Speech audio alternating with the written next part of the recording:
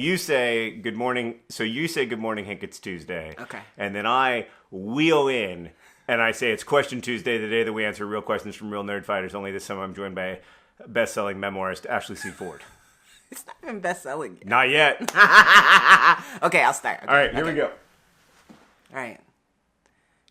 Good morning, Hank. It's Tuesday. It's Question Tuesday, the day that we answer real questions from real nerd fighters. And I say we because I'm joined by Ashley C. Ford, best-selling memoirist and my friend. It's not best-selling yet. I mean, I'm looking into the future. I believe it will be. I'm manifesting it. Thank you I'm for believing in me. secreting our way to a best-selling memoir. It's called Somebody's Daughter. It's out now. It's so great. You're a good friend, John. I mean it. I wouldn't, believe me, I wouldn't have you here in my house if two things weren't true. We're both fully vaccinated, and your book is really good. Yes. Yes. Okay. All right. I have a bunch of questions. We're just going to go through these questions. Some of them are good, some of them are not good. We're not going to tell people if they have a bad question. We're just going to roll with it, and then we can cut anything we don't like. There are no bad questions. There are some bad questions. Just questions we won't answer. Some questions we won't answer. I got to find the Google Doc. There we go. Okay. So first I wanted to ask you the question that Hank asked in his last video. Mm-hmm. Is Twitter redeemable? I like to live in reality. Yeah. And because of that, I think Twitter is just going to be what it's going to be, and only as redeemable as we are. And I think some people are redeemable. So there's a shot. So you're saying there's a chance. There's a chance. What is your opinion on seagulls? Oh, I am not a fan. Me neither. Of seagulls. No. I do enjoy the beach, and I recognize that they belong there more than I do, so I would never try to take that away from them. Yeah. But I do want to be honest about the beef we seem to have. They annoy me. They have screamed at me. Yeah. One of them has chased my husband down a beach. He is handsome. He is very handsome. So I don't blame and him. think they were like, hey, ski.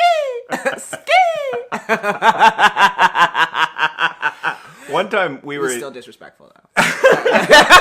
Sorry, say that again. I cut you off. No, it was still disrespectful, though. Yeah, for sure. It's not right. Especially when he's with you, You know what? it's just... I'm right here, seagulls. I am right here. One time we were at Disney World, and I was eating a soft pretzel, and I literally had it in my mouth, and a seagull stole it from me.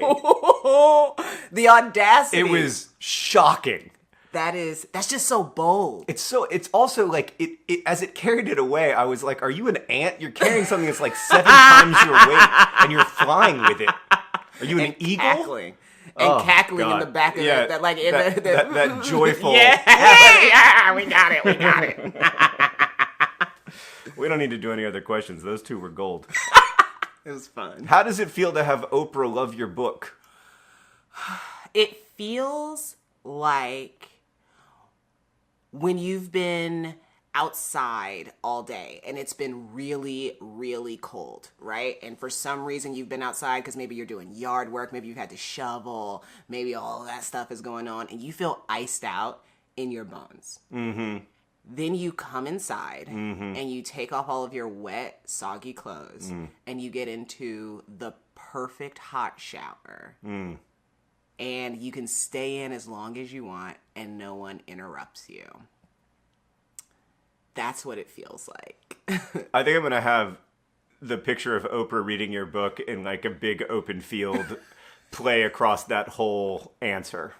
Wasn't it amazing? Even though there were a lot of people who were like in the comments like, hey, Oprah, where'd you get that quilt?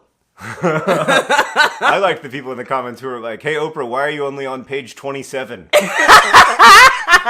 Also, a really good one are the people who saw me retweet the photo of Oprah with my book, and she has a dog with her. And I said something about how it was going to make me cry, and so a lot of people were like, oh no, Oprah's dog died. No, I'm just excited about Oprah reading my book and loving it. Just excited about the book. When is your event with Oprah? Wednesday. Okay, so tomorrow, as this is uploaded, Yes. You can see Ashley C. Ford in conversation with Oprah Winfrey live in person on Zoom. Gonna do we do. And it's with Charis Books, which is the oldest feminist bookstore. Yeah, it's really exciting. fantastic. I'll be there. You've been to all of them. I have been to all of them. I have been to all of your book events. Because they're each one's different. Each one is different. And I need a bunch of copies of the book to give away, so it's not a problem. I like it. Wow. Strategy. We're 5 minutes 30 seconds in. It's all gold, but we got to cut it to 4 minutes. Oh no! So we got. I'm gonna ask you some quick questions, and then you give quick answers, and then those will be good like interstitials. Great. Waffles or pancakes? Waffles. Favorite ice cream? Rocky Road, but with That's so almonds. disappointing. But with almonds, No. not with No. walnut. No. It's so good. No. The marshmallows and the chocolate. Oh, God. When I worked at an ice cream store in Moose Pass, Alaska, and people would come in and order Rocky Road, I would judge them. Oh. I would be like, what? Who hurt you? Judge me. Judge away. But I ain't scared to be judged. Delicious is delicious, and I stand by it. That was supposed to be quick, and it wasn't. Sorry. It's on me. I was the one who brought up Moose Pass. Okay. Wait. What is Somebody's Daughter about?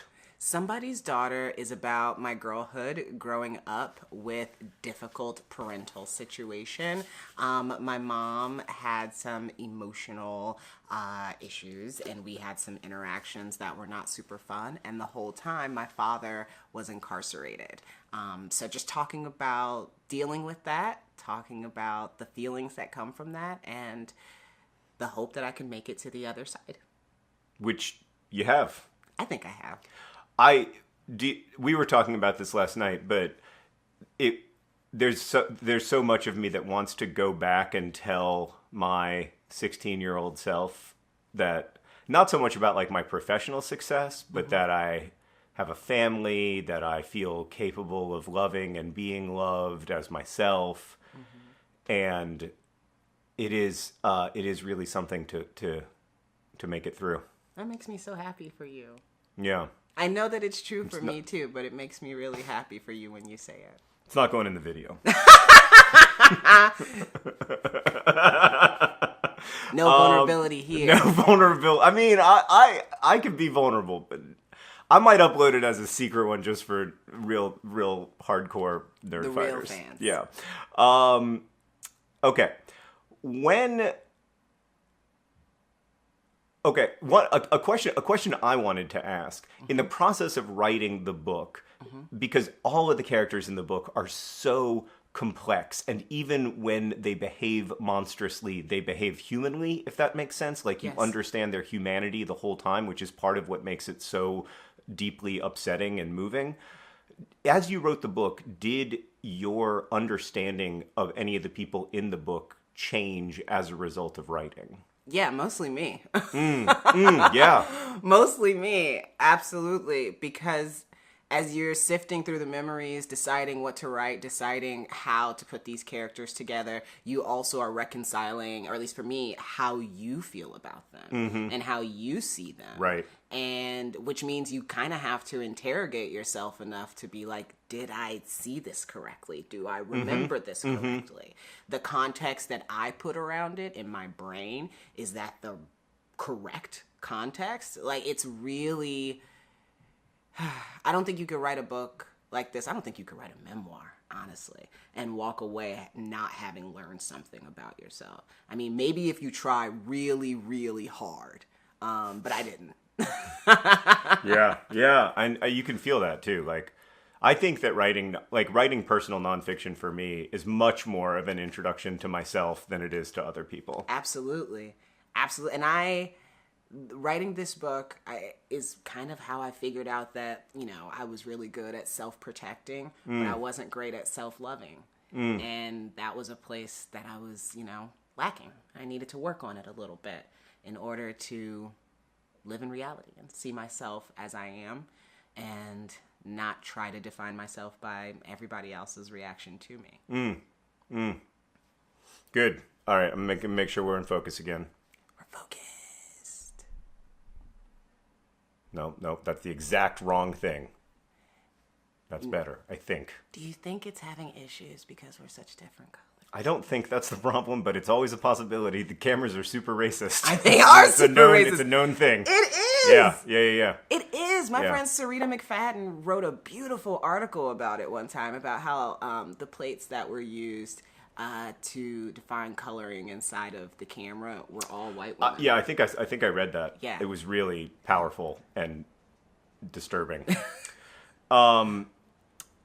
When does the worry about releasing a book end and the relief set in? You tell me. I would say, Sir? I mean, I don't know. The Fault in Our Stars came out like 9.5 years ago, and I'm starting to feel a little relieved. Oh my god.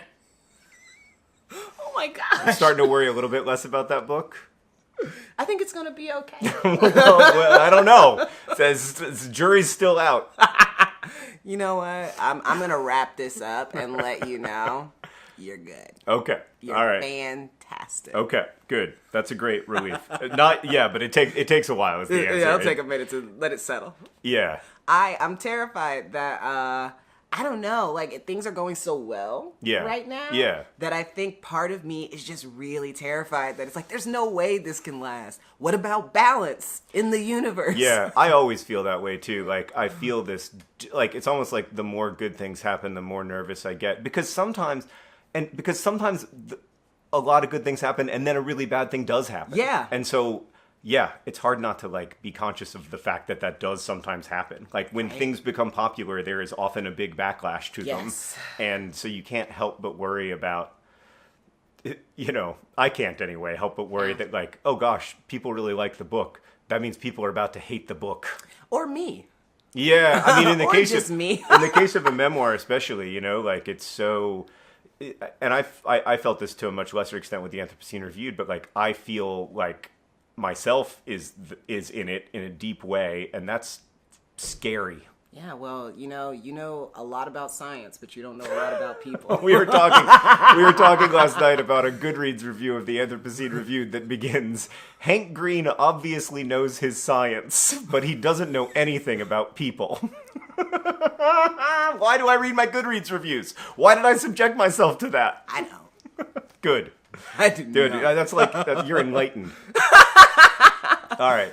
A couple quick ones. Yes. What's your least favorite Sharpie color? Purple. Orange for me. I actually like purple. I made a whole video about it. I know. I know. And I thought to myself, this is the moment. Like, Where things are diverging. Our friendship is being really challenged. between purple Sharpies and Rocky Road ice cream, we might not make it to the end of this video. All right, what else we got? What else? What importance do you think writing has in 2021? It's extremely important. It's a form of communication. It's a form of recording. It's an art form. And it is also, for a lot of people, their best possible way to express themselves emotionally. So yeah, like writing is always important. But right now, definitely be writing. If you have a journal and you've been keeping it during the pandemic, that thing is going to be really important to your family way, way, way down the line. Yeah. Hold on to that forever, because when you're gone and can't be embarrassed by what's in there anymore, your great-great-great-grandchildren or somebody else, a researcher in a library, will be reading your journal to try to figure out what was happening in people's heads during this time. And I think that's really cool. Yeah, me too. I also think that this has been, at least for me, a really lonely time, and both reading and writing really make me feel less alone. They make me feel less stuck inside of myself and less separate from everything else, and that's been a real gift for me this It year. also makes me feel like I can trust myself more. Yeah. When I write things down and I can see that I have the ability to express a want, a need, a desire, a thought, whatever, it's like, wow, you can do that. Like, you can, even if you don't get what you want, even if you don't get what you need, whatever it is, you can communicate what you want, what you need, and you can stand behind that. Yeah. And that hasn't always been true for me. So Yeah. that feels really, really comforting. Yeah, almost like a way of understanding. It's a different way of understanding yourself. Yes. because it requires like a level of contemplativeness and focus and attention that, you know, like thinking doesn't requare. Yeah. Yeah, absolutely. Yeah. Super tired of thinking. Oh, me too. God, I'm so overthinking. It's so overrated. It is. I mean, thought is great. Like, it's a great thing to have. I'm glad that I'm capable of consciousness and everything, but God, I think way too much. The trade-offs are sometimes really really tough. Yes. Yeah. Sometimes I really want to go into smooth brain mode. It's real hard for me to get there. Is there a book that helped you a lot when you were young? Yes. Walk Two Moons by Sharon Creech is one of my most favorite books in the whole world. I think I reread it every single year. It's one of the most beautiful stories about girlhood and childhood and grief and confusion with being young, and, you know, multi-generational interactions and how we talk to each other, how we treat each other, what we say, what we don't say, how long it takes us to tell the truth or to talk about our hurt. Like, it was just a fascinating book to me as a kid, and Salman Treehittle is still a hero for me. Oh, that's great. Sharon Creech is really cool too. You know what? One time I tweeted something about the book, and she tweeted me back, and it freaked me out so much that I just had to close my computer and leave the room for a little bit, because it was one of those moments where I was like, oh no, like great, but also I'm really scared of the veil being lifted. Yeah, right. Especially with the books that you read when you're a kid, I think it's almost troubling that they have authors. Like, I don't know anything about Winston Rawls, the guy who wrote Where the Red Fern Grows, and I don't want to know anything about him. Like, I don't want to know.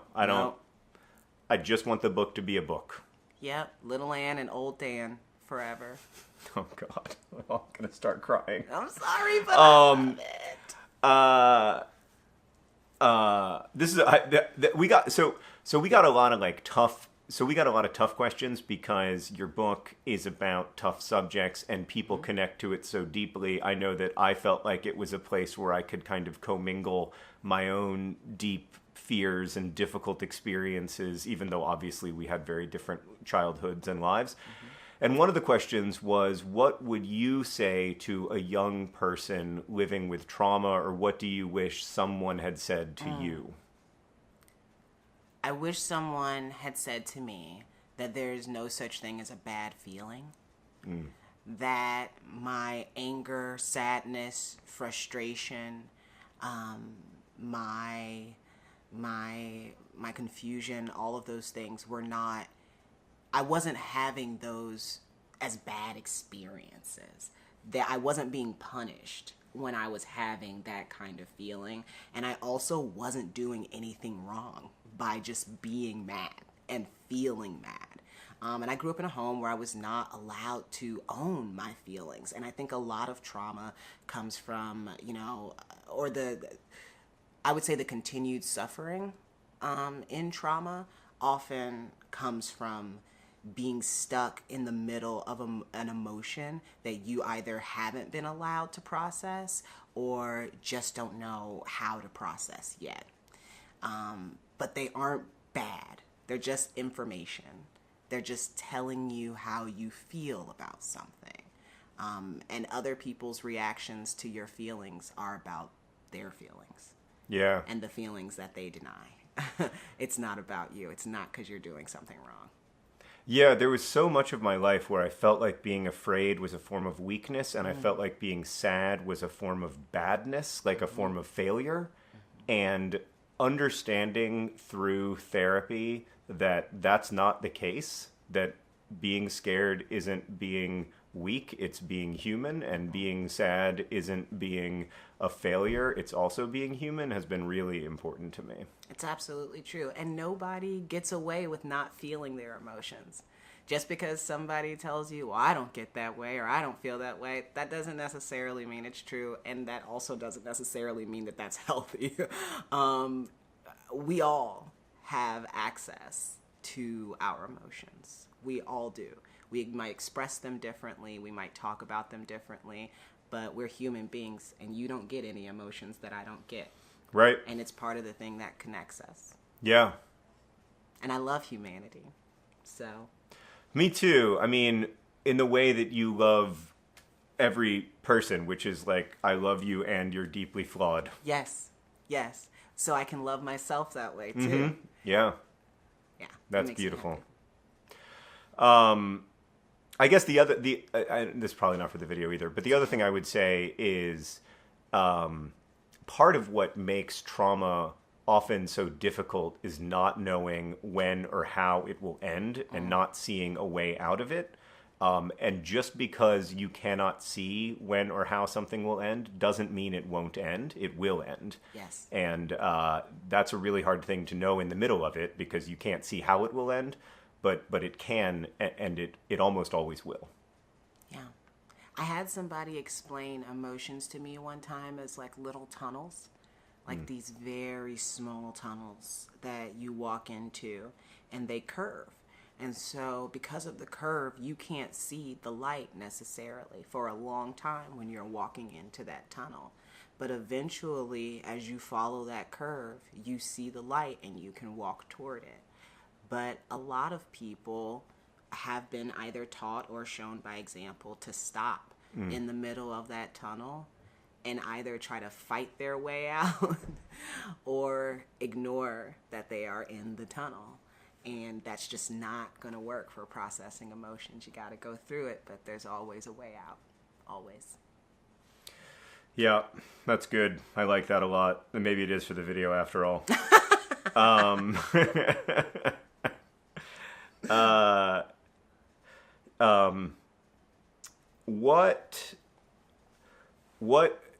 Give me a one-word answer to this so I can have a cut.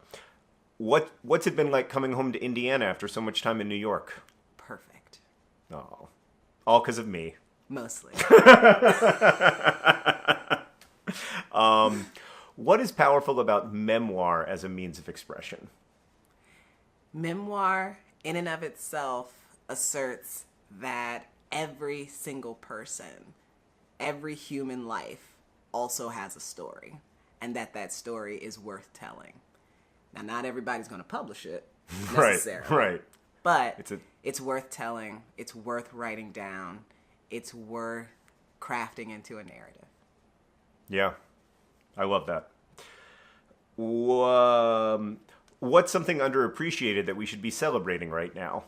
Something that's underappreciated that we should be celebrating right now. Man, I don't know. Oh, you know what?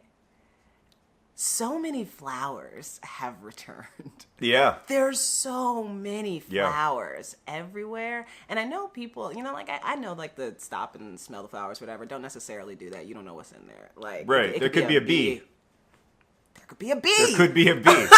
So don't do that. Yeah, but stop and look at the flowers. But stop and look at the flowers and notice those colors that nature has made specifically for this earth, for this world. It's wild if you can really stop and think about how things come up and grow and then show off and perform for us a little bit. Yeah. I love it. I love flowers, and so it's been really lovely being able to see them more often.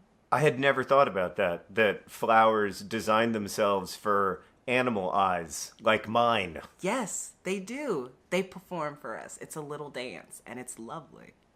That is great. That radically reshapes the way I think of flowers.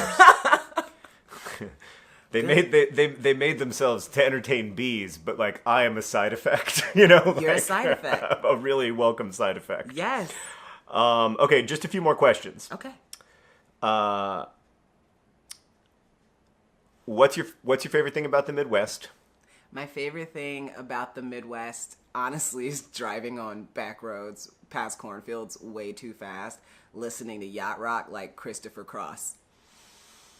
Ride Like the Wind. That's got Michael McDonald in the background. Oh God, I mean, I think it's great that you and Kelly love the music that you love. I think it's great. I wanna don't listen to some? I don't want love me it. to I make you a don't. No, I playlist? don't. I Do don't. you want me I to just make you a playlist? I dislike it so much. I can get into the Kenny Loggins now that I he's know fantastic. he's not Kenny Rogers. I can get into the Kenny Loggins, but gosh, I can't get into the Michael McDonald. That's okay. I You feel wanna hear bad. my Michael McDonald impression? Yes. Okay, let's go. Okay, hold on. I keep forgetting we're not in love anymore. Wow! What the hell just happened?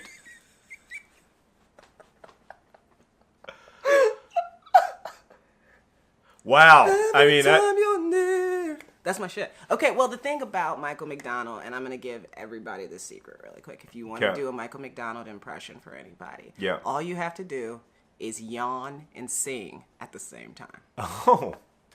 I wonder if that's how he does it. If he's like, it's okay, it's 3 a.m, time to get to work. Time to hit the studio. He'll meet the doobies there. It's great. It's great. And lastly, Ashley, I get to ask you the question that every writer loves the most.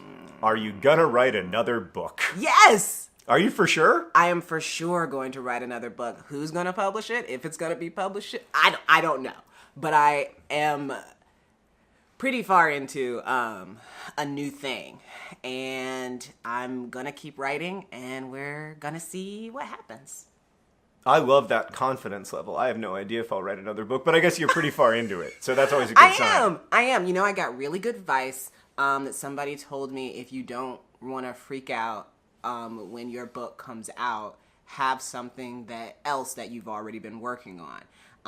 Whether or not you want to publish it, whether or not you want it to go anywhere, just have something else that you've been working on so that you don't feel like this is the last one. And I took that advice. My friend Jamie Attenberg is doing 1,000 Days of Summer right now, where we write 1,000 words every day.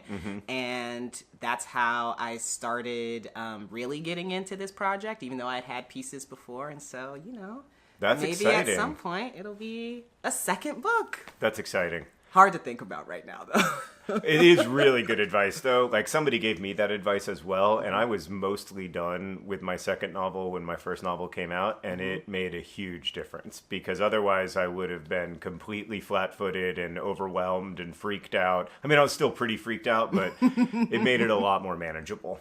Hard agree. Hard agree. Okay, I'm going to do the outro now. Okay.